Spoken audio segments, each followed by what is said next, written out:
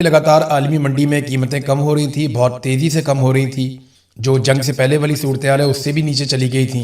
लेकिन पाकिस्तान की सरकार ने आम आदमी को रिलीफ नहीं दिया, और वो ना देने के पीछे ये है कि क्योंकि कर्जा लेते जा रहे हैं, मुल्क फिर भी इनसे नहीं चल रहा और टैक्स इकट्ठा हो नहीं रहा, पाकिस्तान के अंदर कारोबारी ज़िंदगी मुअत्तल है। तो फिर अब एक ही रास्ता बचता है कि बिजली के ऊपर ज़्यादा से ज़्यादा पैसे इकट्ठे किए जाएँ, पेट्रोल के ऊपर, गैस के ऊपर। तो इन चीज़ों पे कौम का खून निचोड़ा जाए, और वही किया जा रहा है। तो एक मरतबा फिर कीमत बढ़ा दी गई है। आलमी मंडी में ज़रा सी कीमत बढ़ जाए ना, तो पाकिस्तान में उसके असरात पहुंचते हैं 15 से 20 मिनट में। लेकिन आलमी मंडी में कीमत बहुत गिर भी जाए तो पाकिस्तान में उसके असरात पहुंचते पहुंचते कई महीने लग जाते हैं। और वजह सिर्फ यही है कि अवाम की जेबें काटनी है। एक दफ़ा फिर इन्होंने अवाम की जेबें काटी है। जब इमरान खान साहब की हुकूमत थी तो तब यही शहबाज शरीफ सुबह शाम पेट्रोल सस्ते करने के मुतालबात करते थे, और वो ये कहते थे कि अगर और सस्ता कर दें तो कोई फ़र्क नहीं पड़ता, और सस्ता कर दें तो कोई फ़र्क नहीं पड़ता। तो इमरान खान साहब 150 रुपये लीटर बेच रहे थे जब आलमी मंडी में $100 फी बैरल से ज़्यादा था। और इस वक्त तो बहुत सस्ता है आलमी मंडी में पेट्रोल उस दौर की निस्बत। लेकिन आज ये 150 रुपये का नहीं बेच रहे, 100 रुपये का भी नहीं बेच रहे, बल्कि ये 325 रुपये का पेट्रोल बेचते हैं। ये तो 450 तक, 500 रुपये के आसपास तक ले गए थे। वो तो इन्हें थोड़ा सा एहसास हो गया या थोड़ा सा इनको तरस आ गया कौम के ऊपर, वरना ये 500 रुपये का भी लीटर बेचे तो कौम ने क्या कर लेना है। पाकिस्तानी इन मामलात पे नहीं खड़े होते। फ़र्ज़ करें इंडिया में, बांग्लादेश में या किसी भी ऐसे मुल्क में जहाँ की आवाम को, हुक्मरानों को अकाउंटेबल करने की आदत है, वहाँ पे आप इस किस्म की अगर इनसेन कीमतें बढ़ाएं तो वो लोग अपनी हुकूमत के साथ क्या करेंगे आप उसका अंदाज़ा कर सकते हैं। नाज़रीन, ब्लू पासपोर्ट वाला एक मामला पाकिस्तान में चल रहा था, उस पर एक चीज़ मैं आपके सामने रखना चाहूँगा। खबरें मेरे पास बहुत सारी हैं, मैंने आपके साथ शेयर करनी है, लेकिन क्योंकि ब्लू पासपोर्ट का मामला छिड़ गया है कि रेड पासपोर्ट, ब्लू पासपोर्ट, ये पाकिस्तान में ना अलग अलग कैटेगरीज के पासपोर्ट हैं। सबसे पहले तो हमारा ग्रीन पासपोर्ट है जो हम सबके पास होता है, और ये हर आम पाकिस्तानी के पास होता है। इसके बाद पार्लियामेंटेरियंस को, बड़े लोगों को, ताकतवर लोगों को ब्लू पासपोर्ट्स दिए जाते हैं, उनकी फैमिलियों को भी। फिर एक ऑफिशियल पासपोर्ट होता है, वो भी जारी किया जाता है। फिर एक रेड पासपोर्ट भी होता है जो और ज्यादा ताकतवर होता है। तो अब देखें इस वक्त पाकिस्तान में सूरत-ए-हाल क्या है। पाकिस्तान में इस वक्त 57,000 ब्लू पासपोर्ट हैं और 1300 रेड पासपोर्ट हैं। 57,000 ब्लू पासपोर्ट का क्या मतलब है? ये शफी जान ने ये डाटा पेश किया। यानी अगर पार्लियामेंटेरियंस को आप देखें या सियासतदानों को आप देखें तो वो तो 1000 बनते हैं बस, ज्यादा से ज्यादा 1000। 1000 लोगों के पास 1000 पासपोर्ट ही हो सकता है। चले 1000 उनके घर वाले आप मिला लें तो 2000 पासपोर्ट हो जाएंगे। चलो थोड़े और डालें 3000 हो जाएंगे।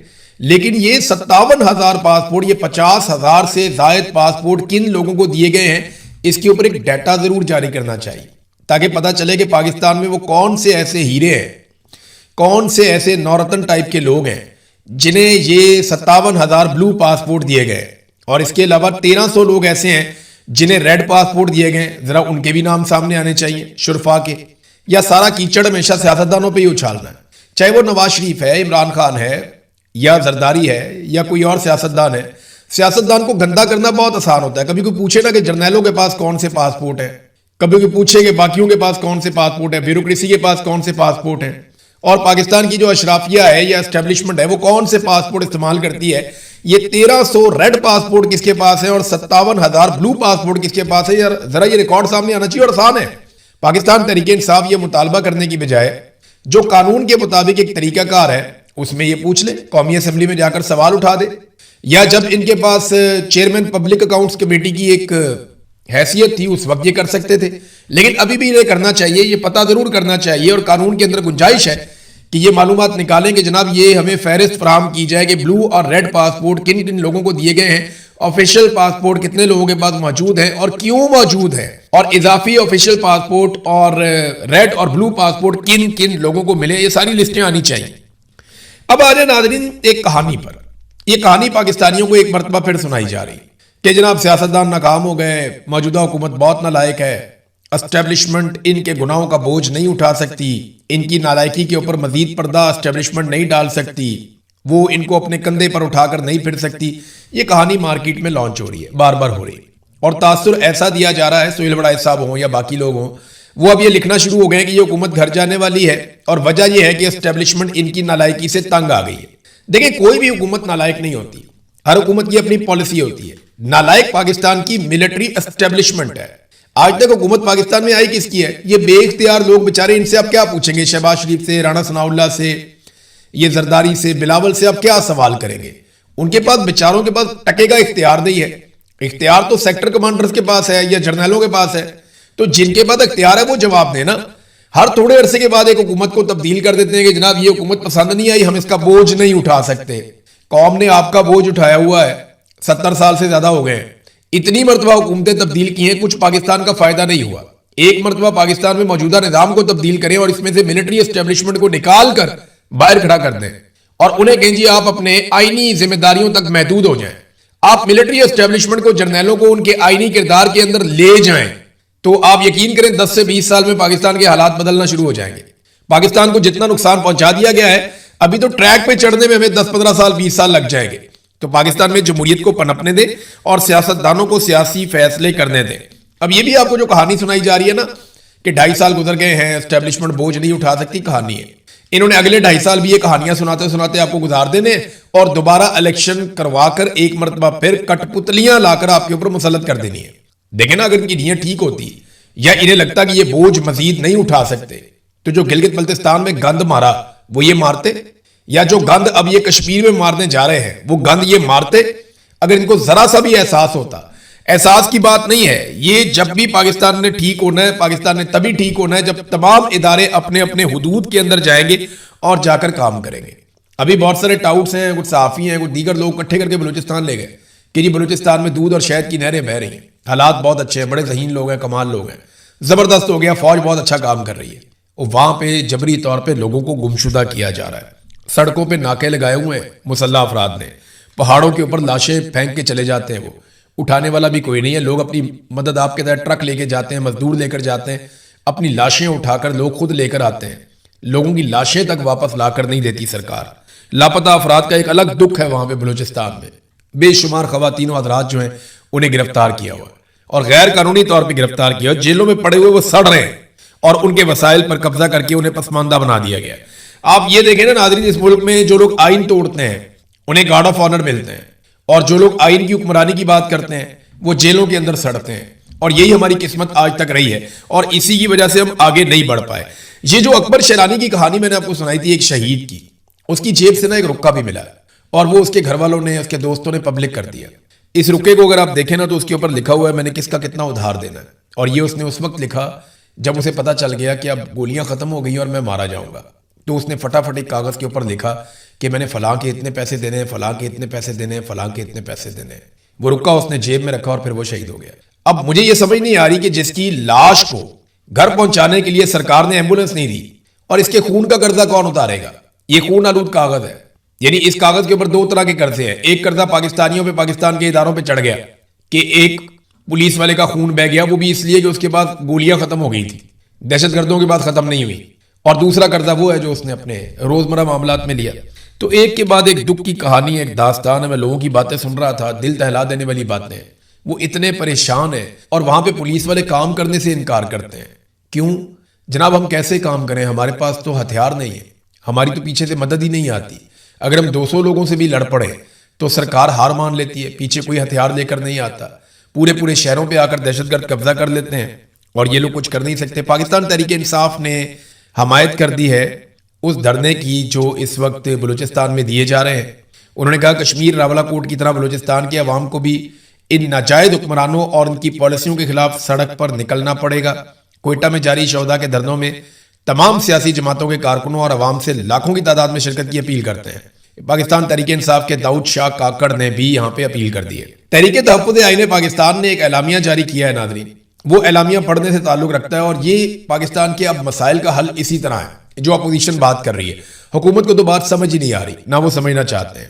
نمبر 1 انہوں نے جو چیزیں کہی ان میں پہلی چیز تو یہ ہے کہ بلوچستان میں امن و امان کی مسلسل بگڑتی ہوئی صورتحال, پولیس اہلکاروں کے قتل اور عوام کے جان و مال کے تحفظ میں ناکامی کی ذمہ داری قبول کرتے ہوئے بلوچستان حکومت فوری طور پہ استعفیٰ دے.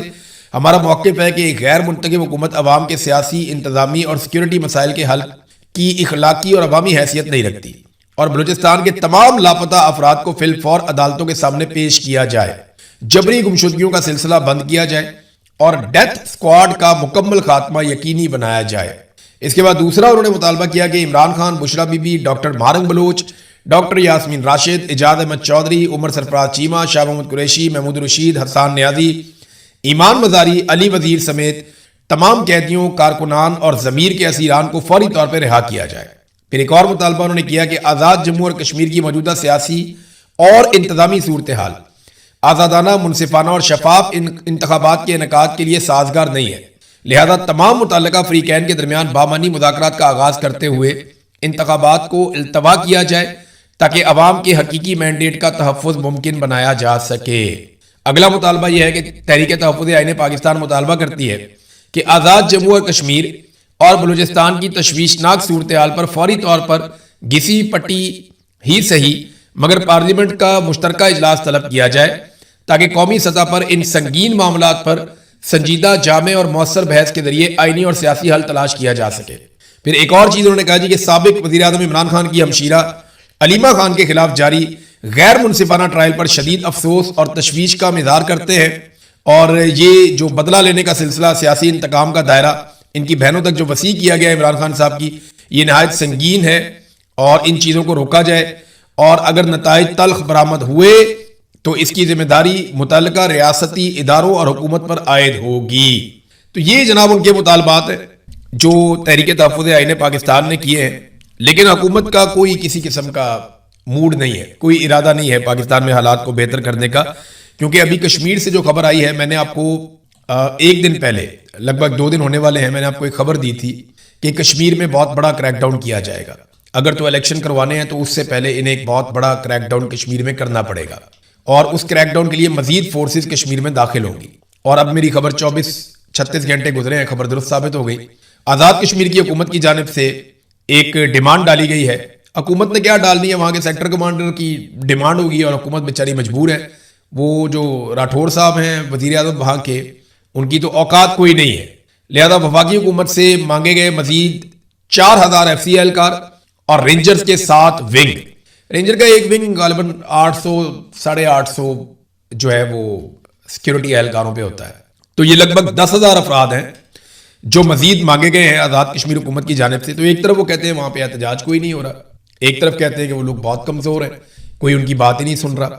جہاں پہ آپ نے ہزاروں کی تعداد میں پہلے ہی وہاں پہ سیکیورٹی فورسز جمع کی ہوئی ہیں، وہیں آپ 10,000 سیکیورٹی فورسز اور منگوا رہے ہیں۔ اس کا مطلب ہے کہ آزاد کشمیر پورا کا پورا کھڑا ہوا ہے۔ کیا فرق رہ گیا؟ بھارت نے وہاں پہ اپنی فورسز داخل کی ہوئی ہیں مقبوضہ کشمیر میں، وہ انہیں مارتے ہیں، ان کے مطالبات ہی نہیں سنتے، ان کو ان کے حقوق نہیں دیتے۔ یہی کام آزاد کشمیر کے اندر ہو رہا ہے، لوگ اپنے حقوق مانگ رہے ہیں، احتجاج کر رہے ہیں۔ اب اتنی بڑی فورس وہاں پہ اس لیے تو نہیں بھیجی جا رہی کوئی دہشت گردوں سے لڑنا ہے، نہ یہ فورس دہشت گردوں سے لڑنے جا رہی ہے، نہ یہ فورس بھارت کے ساتھ لڑنے جا رہی ہے۔ یہ فورس تو لوگوں کا جو پرامن احتجاج، جو وہ اپنے حقوق مانگ رہے ہیں، اس احتجاج کو کچلنے کے لیے جا رہی ہے، اس کے علاوہ اور کچھ نہیں ہے اس فورس کے جانے میں۔ ناظرین، میں ایک ڈیٹا اور آپ کے سامنے رکھتا ہوں، یہ ذرا آپ دیکھیے گا۔ دیکھیں نا، ہر ایک کا اپنا اپنا کام ہوتا ہے نا۔ فیلڈ مارشل عاصم منیر کی جو بنیادی ذمہ داری ہے وہ پاکستان اور پاکستانیوں کی جان کی حفاظت ہے، یعنی تحفظ کی ذمہ داری ہوتی ہے نا فوج کے پاس، کہ جیسے ہی سول انتظامیہ فوج کو کہتی ہے کہ جنگ شروع کر دو، وہ جنگ شروع کر دیتے ہیں۔ جب انہیں کہتے ہیں فلاں علاقے میں جاؤ آپریشن کرو، وہ کرتے ہیں۔ جب انہیں کہتے ہیں ہمیں فلاں جگہ پہ آپ کے بندے چاہیے، وہاں وہ بھجواتے ہیں۔ تو وہ حکم کے غلام ہیں، ان کو تنخواہ ملتی ہے اور انہیں کام کرنا ہے اس کے مطابق اور اپنی تیاریاں رکھنی ہے۔ اب پاکستان میں دہشت گردی کے خلاف لڑائی کی ذمہ داری جو ہے وہ پاکستان کی فوج کی ہے، لیکن حالات یہاں پیدا ہو گئے ہیں کہ عالمی سطح پہ لیڈر ہیں، عالمی سطح پہ جناب میں ثالثی کروا رہا ہوں، فلاں سے ملاقات، فلاں سے ملاقات، یہ تو چل رہا ہے کام، اور اسے بہت بڑی کامیابی کے طور پہ دیکھا جا رہا ہے۔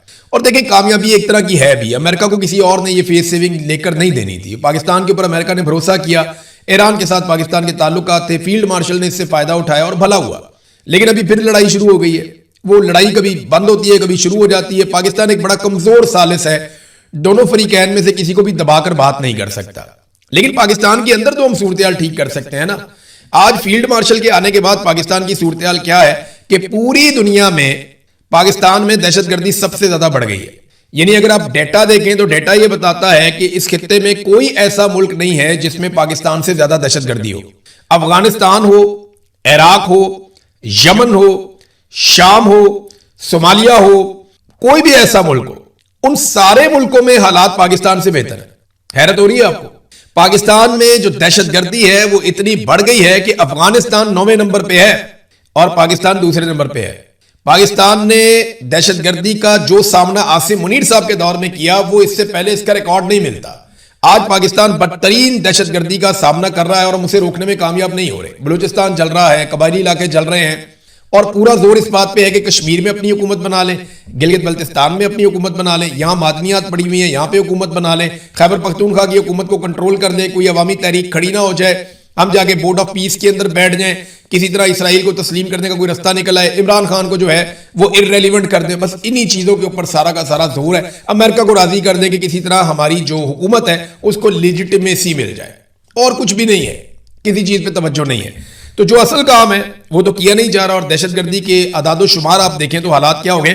میں ذرا کمپیریزن بھی آپ کے سامنے رکھ دیتا ہوں. کئی لوگ کہتے ہیں جی دہشت گردی تو بہت پرانی چیز ہے, تو میں آپ کو بتا دیتا ہوں کہ یہ جو ایک رپورٹ ہے ساؤتھ ایشیا ٹیررزم پورٹل, اس کی رپورٹ کیا بتاتی ہے کہ 2018 سے 2021 تک پاکستان میں دہشت گردی کے واقعات کتنے ہوئے. 2018 میں 158 سیکورٹی اہلکار شہید ہوئے, 2019 میں 137, 2020 میں 178, 2021 میں 226, اور پھر اس کے بعد یہ تقریباً مجموعی طور پہ عمران خان صاحب کے دور حکومت میں 699 سیکورٹی اہلکار شہید ہوئے, اور جنرل باجوہ اس وقت آرمی چیف تھا.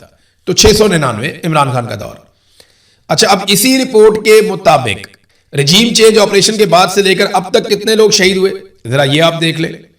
سیکورٹی اہلکار جناب جیسے ہی عمران خان صاحب کی حکومت گرائی گئی 2022 میں تو 380 سیکورٹی اہلکار شہید, اور پھر اس کے بعد 2023 میں 520, پھر 2024 میں 754, پھر 2025 میں 664, پھر اب جناب اس وقت 3 سالوں کے اندر جو مجموعی طور پہ 2317 سے 2320 تک کی تعداد بنتی ہے. یعنی عمران خان کے دور حکومت میں اس سے 4 گنا کم تھی دہشت گردی, اس سے بھی زیادہ کم تھی. ڈرون حملے بھی بند تھے, لوگوں کو مارٹر بھی نہیں مارے جا رہے تھے, جبری گمشدگیاں بھی بند ہو گئی تھی. 400 جبری طور پہ لاپتہ افراد اختر مینگل صاحب کے حوالے کیے گئے تھے, پاکستان تحریک انصاف کی حکومت نے کروائے تھے.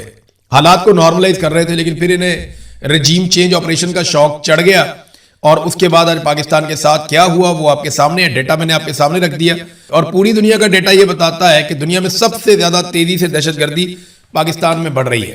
ناظرین, ڈونلڈ ٹرمپ کے حوالے سے میرے پاس ایک خبر ہے, میں ایز اٹ از آپ کو پہلے ڈونلڈ ٹرمپ کا بیان پڑھ کے سنا دیتا ہوں. ڈونلڈ ٹرمپ کو ایکچولی ہوا یہ تھا کہ اسرائیلی انٹیلیجنس نے ڈونلڈ ٹرمپ کو خبردار کیا تھا کہ ایران آپ کو قتل کر سکتا ہے.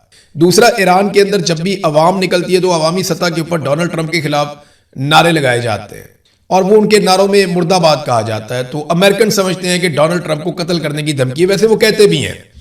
کئی مرتبہ جب امریکہ ایران کے اوپر اٹیک کرتا ہے تو ایران کے اندر سے ایسی آوازیں آتی ہیں, لیکن پولیٹیکلی یا ان کی گورنمنٹ کے لیول کے اوپر کبھی نہیں کہا گیا کہ ہم ڈونلڈ ٹرمپ کو قتل کر دیں گے. جبکہ امریکی حکومت اکثر یہ کہتی ہے کہ ہم فلانے کو مار دیں گے, فلانے کو مار دیں گے, فلانے کو مار دیں گے. اسرائیلی گورنمنٹ بھی کہتی ہے, لیکن ایرانی گورنمنٹ نے ایسا کوئی نہیں کہا کہ ہم فلانے رہنما کو یا ڈونلڈ ٹرمپ کو قتل کر دیں گے, ایسی کوئی بات کی نہیں. لیکن یہ اسرائیلی انٹیلیجنس نے ڈونلڈ ٹرمپ کو خبردار کیا تھا کہ آپ کو ایران قتل کر سکتا ہے. تو ڈونلڈ ٹرمپ کا جو اعلان ہے وہ کیا ہے, سٹیٹمنٹ دیکھ لیں آپ. ٹرمپ نے نیو یارک پوسٹ کو یہ بتایا بات کرتے ہوئے کہ اگر ایران انہیں قتل کرنے کی اپنی سازش میں کامیاب ہو جاتا ہے تو انہوں نے اس صورتحال میں جوابی کارروائی کے لیے ہدایات چھوڑ دی ہیں, اور ایران کو تباہ و برباد کر دیا جائے گا, اور اس کی بھاری قیمت اسے چکانی پڑے گی. پھر ٹرمپ نے کہا کہ مجھے امید ہے کہ آپ لوگ مجھے مس کیا کریں گے, میری کمی آپ محسوس کریں گے میرے جانے کے بعد. تو یہ نہ 2 چیزیں بتا رہا ہے. ایک تو یہ ہے کہ ڈونلڈ ٹرمپ کو یہ خوف پیدا ہو گیا ہے کہ وہ کافی غیر مقبول ہو رہے ہیں, اور اب وہ اپنی جان کو بھی بیچ میں لے کر آ رہے ہیں, اور وہ کوشش کر رہے ہیں کہ کچھ نہ کچھ کر کے ان کی مقبولیت واپس آئے. ان کے اوپر ایک جان لیوا حملے کی جب رپورٹنگ ہوئی, جب وہ صحافیوں سے مل رہے تھے جو لوگ وائٹ ہاؤس کور کرتے ہیں, تو اس وقت بھی مجھے اچھی طرح یاد ہے کہ اس انسیڈنٹ کے بعد ہم نے نظر رکھی تو ڈونلڈ ٹرمپ کا کوئی ڈیٹا بہتر نہیں ہوا, کوئی ان کی مقبولیت میں اضافہ نہیں ہوا تھا. تو ان کو یہ پرابلم تو ہے ڈونلڈ ٹرمپ کو کہ ان کی مقبولیت بہت گری ہے. دوسرا یہ ہے کہ اگر کوئی فالس فلیگ آپریشن خدا نخواستہ ہو جاتا